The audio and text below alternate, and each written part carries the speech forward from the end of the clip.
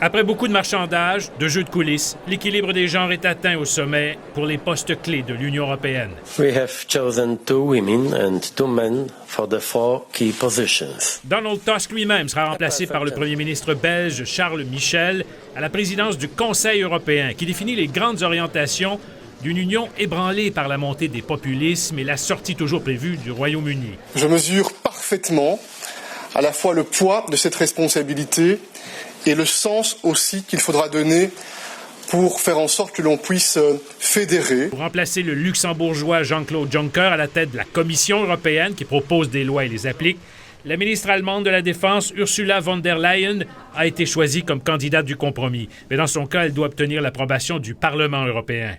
La directrice générale du Fonds monétaire international depuis 2011, la Française Christine Lagarde, prend la tête de la Banque centrale européenne. Madame Lagarde a en effet toutes les compétences et les qualités requises pour diriger la Banque centrale européenne. Et c'est un Espagnol, le socialiste Josep Borrell, qui va diriger la diplomatie européenne, les affaires étrangères, en remplaçant l'Italienne Federica Mogherini.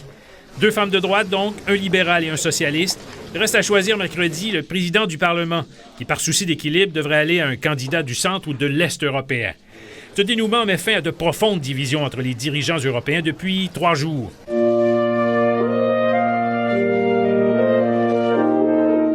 L'hymne européen, l'Ode à la joie de Beethoven, a été boudé par les membres du Parti du Brexit, qui représente un fort contingent britannique au nouveau Parlement européen depuis les élections de mai.